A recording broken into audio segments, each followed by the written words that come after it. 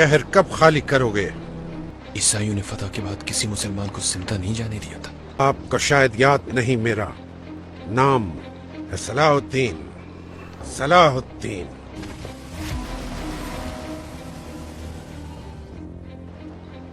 तो ठीक है, तुम्हारे हवाले करता हूँ यरूशलेम। सलाम अलैकुम।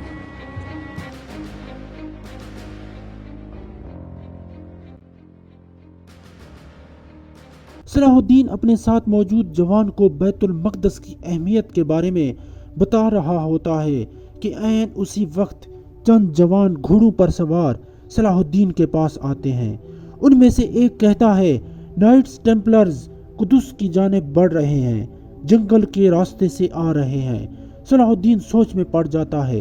उसे लगता है कि ईसाई ज़रूर कोई साजिश करने वाले हैं।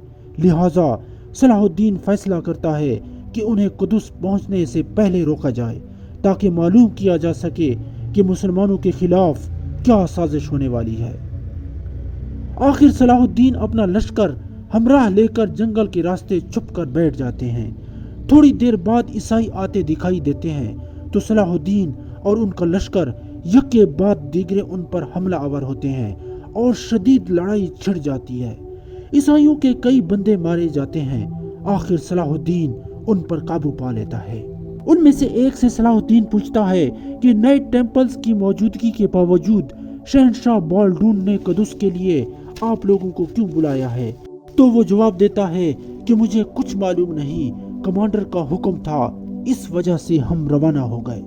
तो फिर सलाहुद्दीन उस कमांडर का नाम पूछता है तो वो ईसाई पहली दफा उस कमांडर का नाम नहीं बताता, लेकिन दूसरी दफा सलाहुद्दीन उसकी गर्दन पर तलवार रख कर पूछता है तो वो अपने कमांडर का नाम गब्रियाल बताता है। दूसरी तरफ कुदस में एक मुसलमान काम करने के बाद वहां पर मौजूद पानी को बतौर वजू इस्तेमाल करने की इजाजत लेता है, ताकि वो नमाज पढ़ ले और दोबारा काम पर लग जाए।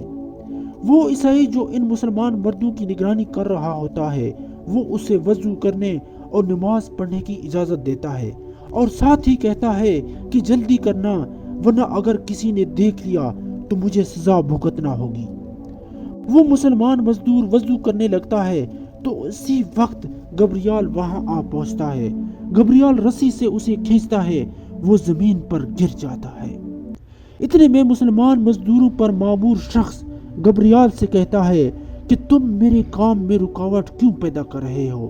तो गब्रियाल कहता है कि जिस पानी से ये मुसलमान वजू कर रहा है, ये सिर्फ ईसाइयों के लिए वक्फ शुदा पानी है और इन मुसलमानों को इस्तेमाल करने की इजाजत नहीं है। तो वो शख्स गब्रियाल से कहता है कि तुम कौन होते हो पूछने वाले? तब गब्रियाल कहता है कि मैं हर जगह ईसाइयों के हक के लिए बात करता हूँ। इसके बाद वो मुसलमान कहता है कि हम वजू करके नमाज अदा करेंगे और हमें कोई नहीं रोक सकता। इसके बाद उस ईसाई शख्स और गब्रियाल के दरमियान तू मैं हो जाती है और गब्रियाल उसकी गर्दन पर तलवार मारकर उसे कत्ल कर देता है। सलाहुद्दीन अयूबी सीरीज का अगला एपिसोड देखने के लिए हमारे चैनल को सब्सक्राइब करें। शुक्रिया।